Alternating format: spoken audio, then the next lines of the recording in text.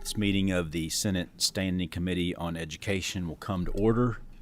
I missed calling the roll the first two meetings, so we put it first on the agenda. So please call the roll. Senator Carroll. Here. Senator Funky Fromeyer. Senator Givens. Senator Higdon. Senator Meredith. Senator Neal. Senator Stivers. Senator Thomas. Senator Tishner. Senator Wilson. Here. Senator Wise. Here. Vice Chair Williams. Chair West. Here. We have a quorum. As always, please silence your cell phones. In Education Committee, if you do want to speak, you must sign up on the sign-up sheet in the back of the room, and we will collect that early in the meeting. And at this time, we will get into special introductions. First, we have Senator Meredith. Thank you, Mr. Chair. It's always great when we have from folks from back home come up to Frankfort and visit with us, and want to give some special attention to this. In the very back of the room, got some friends from Meade County, Mary Hahn Primary School. You can stand up. Yes, please. We want to recognize you. Tell you what's special about this is their first time to Frankfort, and their superintendent, Mark Martin, has decided that his folks need to understand how the legislative process works. So throughout this legislative session, we're going to see different groups from Meade County School District visit us to find how this works. So I appreciate you folks being here, and you do a great job, and appreciate your attendance this morning. I wish we could welcome them, Mr. Chair, if we could. Let's make them feel welcome.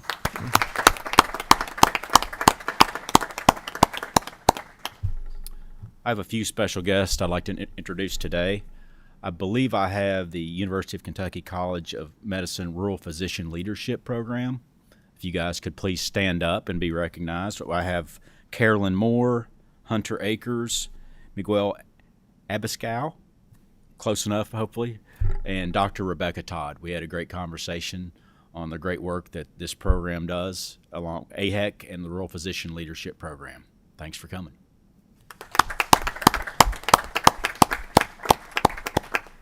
I also have with me today Ellie Ingalls. Ellie, if you could stand up.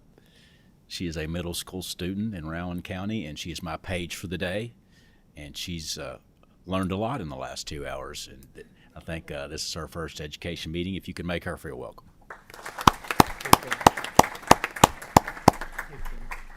Senator Higdon.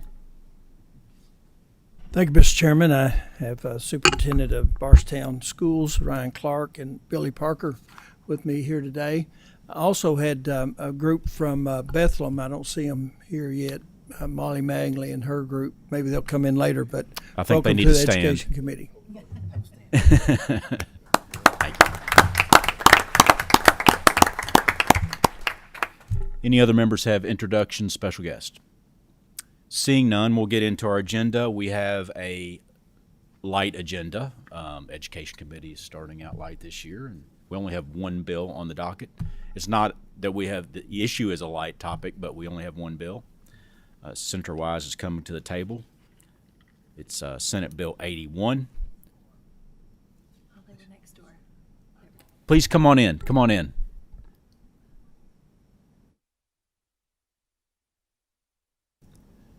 You'll have to stand at ease a second, Mr. Senator Wise. This is our Bardstown Bethlehem High School group, that Molly Mangley and her group. Want to make them welcome to today's committee meeting. I guess that we have an overflow room. We today. do, room Wow. 129. Okay, that's we don't usually have too many overflow rooms on a bill a day. We just have one bill, but I apologize, Senator. I didn't mean to kick them out. I didn't know that was your group. But that's okay. I'm glad you're here. Welcome to the Senate Education Committee. Thank you all for being thank here. you.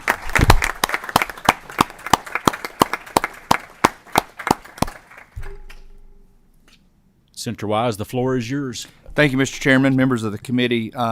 Max Wise, State Senator, 16th Senate District. I will be joined at the table by Diana Barber, as well as Joe Carroll Ellis, and I'll let my guests introduce themselves and the agencies that they represent. Good morning. My name is Diana Barber. I'm the COO of Kentucky Higher Education Assistance Authority, Kentucky Higher Education Student Loan Corporation. Good morning. Joe Carroll Ellis, CEO and Executive Director of Kia and Kieslick. How does it feel to be on that side? Not great. Please proceed. Thank you, Mr. Chair, members of the committee.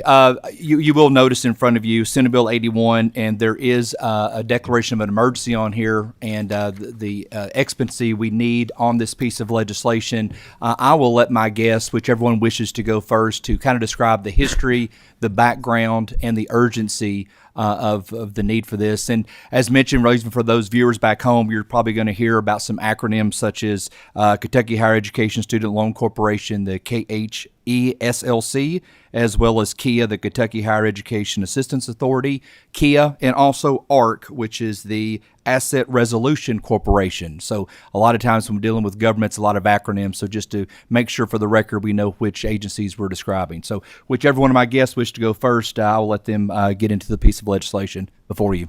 Okay, I can start out then. As you all know, Kentucky Higher Education Assistance Authority and Kentucky Higher Education Student Loan Corporation have been in existence for 45-something years and administering all of the student loans, the federal student loan program, and then more recently a not-for-profit state-based student loan program, as well as all of the state financial aid programs for the state of Kentucky, the Commonwealth of Kentucky. In 2012, we created a new statutory entity, Asset Resolution Corporation, because we were seeing that because our borrowers, they move all throughout the country, and we both service those borrowers and collect on those defaulted loans. And so we had to get a license in each of the 50 states. So that's why we originally created ARC in 2012, but we never had to stand it up and actually make it fully functional. It was just there waiting for the day that we would need to do that. Well, that day has come, and we have made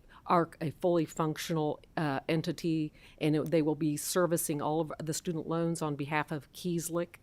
And in order, though, the states require all of our 15-member boards to get fingerprinted and have background checks, which has become problematic. So we are requesting that 4 of our ex officios who are statutorily assigned, that they be considered non-voting advisors on the Kieslick board only. They'll still be full voting members on our KIA board. And we have spoken with all of them, and they're all in agreement with this. And so that's what part of this bill is for, as well as we're cleaning up some of the language in the original ARC statute, so to further clarify that it is a fully distinct legal entity from Kieslick.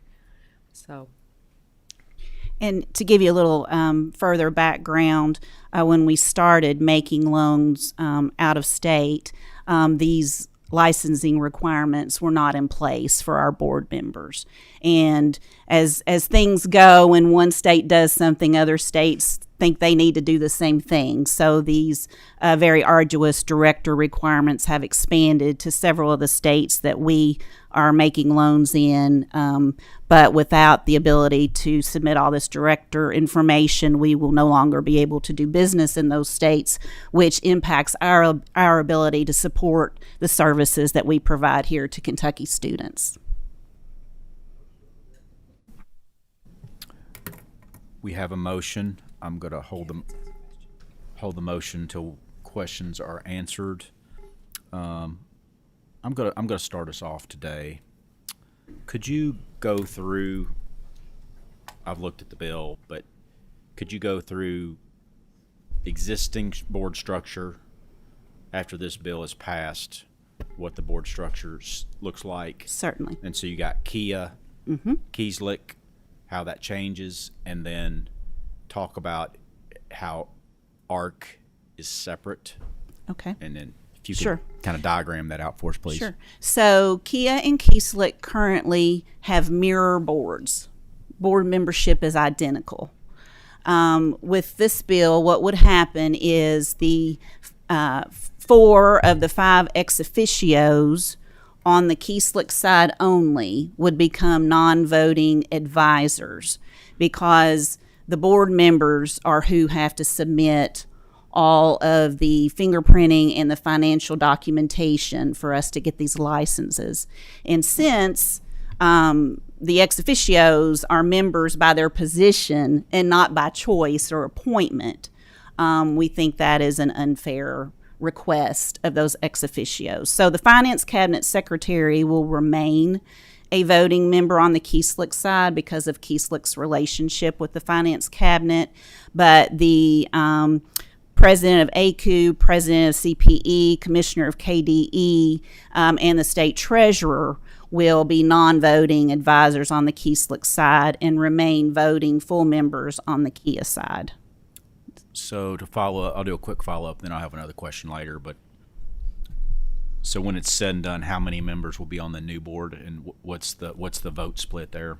Okay, so on the KIA side, it will remain 10 appointed members and 5 ex officios, so it would be 15. On the Keeslick side, it will be 11 voting members and 4 ex officio for the total of 15. Okay, so we still have an uneven number Yes. afterward. Okay, gotcha. Senator Givens has a question. Mr. Chairman, thank you. And I'm moving toward the end of the bill, and I'm confident it's there, and I'm just missing it somewhere. But we talk about the board as it relates to the Asset Resolution Corporation. Where do we actually construct the board, the appointments, and the number of members? That is all through the ARC bylaws. And the reason that ARC was set up originally back in 2012, as Diana mentioned, for the collections licensing is because those similar requirements were already in place across states for collections licenses. And so the board members of ARC are Keeslick and KIA's CEO, COO, CFO, and general counsel. And that's through the bylaws that are approved. And we talk about it like an umbrella, and these are the legal. And so ARC is I'm not say ARC is the stepchild, but ARC is over here attached still to KIA and Keeslick, but not in the same capacity. Very good. Thank you. Thank you, Mr. Chairman. I think my next question, we have no other questions from members at this time, but my next question relates to ARC. And so ARC is part of Keeslick but distinct, I'm assuming for liability purposes. It's a separate legal entity for several purposes, but also because when we are seeking these licenses, many of the states, there has to be a separation. And I mean, that's the main reason. Right. ARC provides the servicing. It's a requirement. Keeslick does the lending. So Yes. we know that you guys used to manage loans for the federal government, and then that contract ran out or was pulled or whatever. But I'm assuming since you're forming ARC, you envision a new push into the private sector for Right. management of portfolios. Is that what you're... Down the road, yes, we hope that happens. I mean, right now we offer our private education loan, which is the Advantage Education Loan. Right now we have $157 million in 39 states for that program. And we want to grow that business to support where we've lost the revenue on the federal side. And that revenue went to it covered the state's basically administration of KIA, right? Yes, that's correct. Okay. That was my only question. Do we have any other questions from members? We have a motion on the floor. Seeing none, we have a motion on the floor. Do we have a second? Senator Meredith, please call the roll. Senator Carroll. Aye. Senator Funky Fromeyer. Senator Givens. Senator Higdon. Senator Meredith. Senator Neal. Senator Stivers. Senator Thomas. Senator Tishner. Senator Williams. Senator Wilson. Senator Wise. Aye. Chair West. With favorable expression. It's a little bit too early for consent. This is a very important topic. Sure. Congratulations, and thank you for bringing the bill. Thank you, Chair, and thank you, Senator Wise, for sponsoring. Thank you very Thank you. much. Thank you. Wow. Record time, maybe, for Education Committee. See, do we have any other business